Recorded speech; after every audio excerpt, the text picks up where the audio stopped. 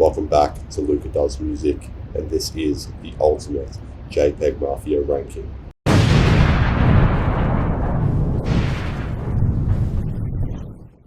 Alright, we're going to get straight into it with 8th on the list, which is, let me pull it up, EP1.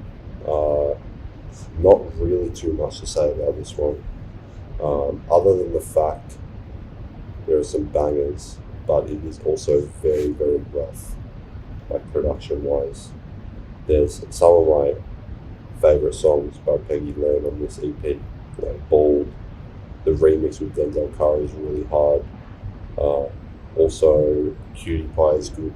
Those are the songs that ended up on the final version of LP or the offline version, whichever one you prefer or listen to. Other than that, the other songs are really, really just rough, sloppy. I'm not saying that they're bad, but like compared to all his other music, there is a lot better Jpegmafia out there. So if you haven't listened to Jpegmafia, it's probably not a very important thing to listen to. You won't be missing much other than the song that ended up on LP. That's really all I have to say about that one, to be honest. Alright, next up on the list I have Black Ben Carson. His very first album came out in 2016. There's a bit more I can say about this. There's a lot more bangers. Songs like Drake Era, All Caps No Spaces, Digital Blackface, I Smell Crack, I Just Killed a Cop Now I'm Horny, The 27 Club. Those sort of songs I still have on rotation heavily. Like, there are some great songs that land on this album, but I just feel like the production is very rough. Like, it doesn't show Peggy's full potential yet. It's sort of just like a introduction to Jpegmafia, but it doesn't really show his full potential. It's just like missing signature Jpegmafia style, in my opinion. It's sort of like when you go and ask your mum for McDonald's on the way home from something, and she says, we have McDonald's at home, but in this case it's Death Grips. This is like if we have Death Grips at home. That's this album, I would say. Like, it's very all over the place, which is like obviously Peggy's signature production style, but it doesn't quite show his full potential yet. So that's why I have it this low. Which I think a lot of people would say the same thing, that it's a bit messy, but it's still a good album. But yeah, Black Ben Carson goes in 7th. Next up on the list in 6th place, I have EP2.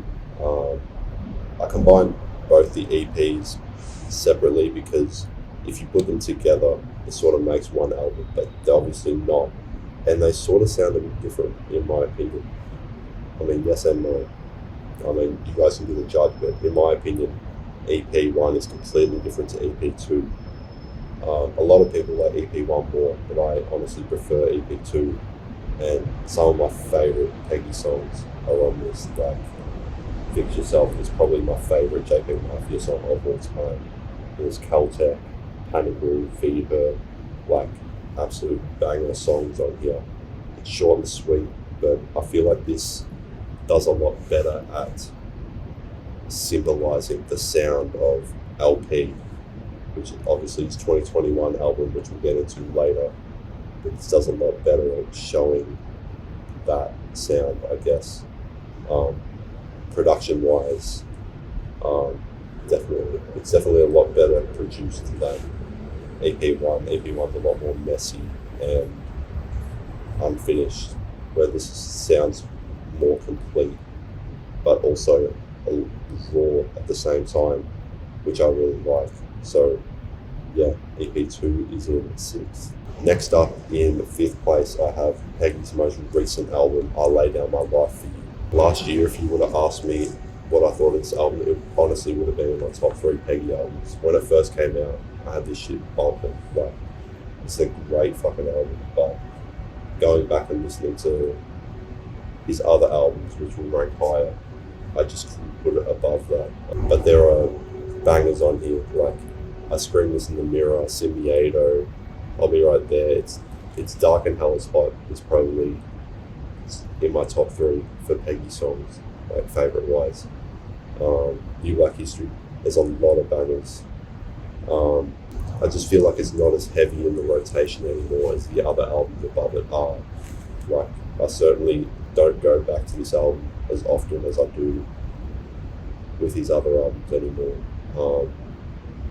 But like, that doesn't take any points away from it. Like, it's still a great album. Like, not as heavy in the rotation anymore, and also parts of it, especially if you listen to the director's cut of the album, it's very messy. But yeah, but it's a great album. Also love the rock elements. I feel like this is the first time, if I'm correct, this is the first time Peggy has experimented with a more like a rock sound on some of the songs, which I really love. And I hope in the future Peggy could make a great rock album. Like, if he went full throttle and went fully rock, he could make a great rock album, in my opinion. So I actually hope he dives into that sound in the future. But yeah, just I can't put it above the other albums, because the other ones are just too good to put anywhere below 5th. So yeah, I'll lay down my life for you and go there. Alright, next up, this is a bit of a controversial one because a lot of people rate this as their favourite Peggy album. But in my opinion, it's not even a top 3. That's LP or Offline, whatever one you listen to. But yeah, I've put LP here. First time I listened to LP, I'm going to be honest, I didn't really like it too much. And coming back to it over and over, it's definitely grown on me a lot more. Songs like Trust, Nemo, and Credits, God's Prayer, Are You Happy, Rebound, and then also Bald off the EPs. But yeah, some of my favourite Peggy songs, and I feel like the whole album just flows well.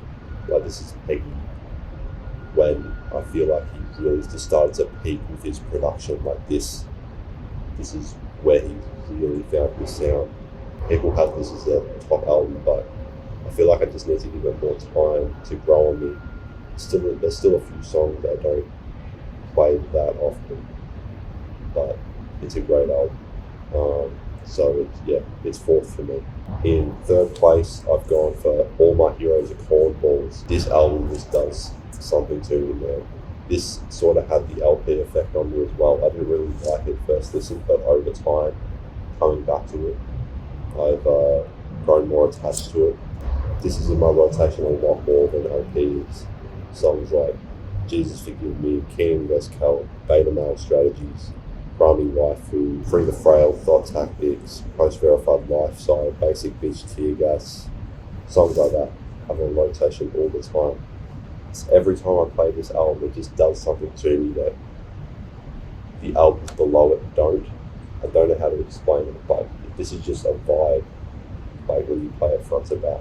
But it's definitely something, or at least I got over time. If you haven't heard it, you're not really used to Jpegmafia's sound.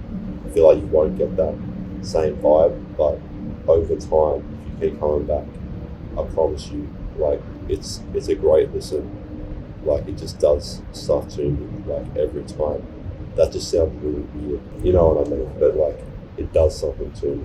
Like, it's just, I'm repeating myself here, but I could not just leave this out in my top 3 because it's such a great album to play, and it's just a whole experience in itself. So that's really the only reason I put a top 3. It's either between this or LP, but I prefer Cornballs, to be honest. In 2nd place, I've gone for Scaring the Hoes, Jpegmafia and Danny Brown. It's just such a good listen. It's crazy in a good way. Like, Peggy and Danny, like, they have such good chemistry on every song. Like, it's very unpredictable as well. Like, and it just blends a whole heap of sounds together. It's just crazy, from the production to the lyrics, the beat switches on some of the songs. like the beat drop on Fentanyl Tester. That's probably my second favorite Peggy song. B Switch on Shut Your Bitch Ass Up, Muddy Waters. The fucking beat drop on God Loves You. Like this album is just made to be a whole experience. This is like entry level Peggy. I think anyone could listen to this album and enjoy it. There's no way you hand some random dude who's not tapped in with alt rap, he lets you get on aux and you play this in the car. There's no way he'll dislike it. Like, anyone I've gotten into Peggy usually start on this album and then they become Peggy fans. Like, this is like entry level fire. Like, they work so well together, and every song is an experience. But it couldn't go first place because first place is Veteran, the OG album, 2018. This was the first Jpegmafia album I listened to. I remember it clearly. It was like Friday or Saturday night, and it was like 3 in the morning. I couldn't sleep. Like, I went through a phase where I think I had insomnia. I'm not sure, but like I was having mad sleep problems. It's like 2022, and I've been meaning to listen to some Jpegmafia because I've never heard a Jpegmafia song in my life. And so I started on Veteran because everyone had been gassing up Veteran. As soon as I clicked on play, my mind was just blown.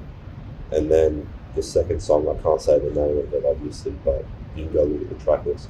As soon as the second song came on and that ODB sample came on at the start, I just transported to a new world. Like, it sounds really cringe, I know, but like, it's genuinely what I was feeling. It was like, I needed to hear this, and it was the missing sound in my life. This is my introduction to alt rap. This is my introduction to Jpegmafia, and from then on, I've just been tapping into like all the alt rap, and now I'm obsessed with it. So this was like my starting point to not just alt rap, but Peggy. There are more listenable Jpegmafia albums, but this is just chaotic.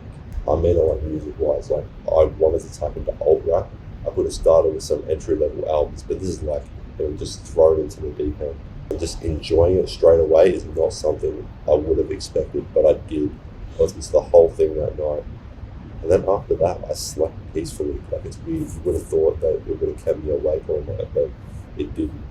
Yeah, the songs like 1539 and Calvert, the second song, as I mentioned before, Thug Tears, Baby I'm Bleeding, Rock and Roll is Dead, DJ Snitch Bitch Interlude, Panic Emoji, Macaulay Culkin, Williamsburg, Rainbow Six, Curb Stomp. Like, these are the songs that just are crazy. They are just so fucking good. I cannot put it below one. Like, it would make sense. I would hate myself if I put Veteran second or third. It's just such a fucking good album. It's one of my favourite albums of all time. And yeah, that's all I have to say. Probably another really shit video. I apologise, but I'm hoping the audio is better. I set it up a lot better now, so I'm hoping it comes back good. A lot of background noise still. Yeah, I'm gonna end it there. Thanks for watching. Trying to be more consistent. It's my third video in like 3 or 4 days. So that's good. It's the longest I've ever stayed consistent, but we'll try and make more videos within the next few weeks. And then the real content will begin next year. I'm just going to spoil the video. Going to BTV just to see Jane Remover. I booked tickets without knowing she would announce a solo tour as well, but then she did. So now I'm going to BTV just to see Jane Remover and Kid Cudi. I guess Kid Cudi would be good too. And then a couple of days later, going with OJD to see Jane Remover at the Nightcat in Melbourne. So I'm going to try and vlog both and make it into one vlog.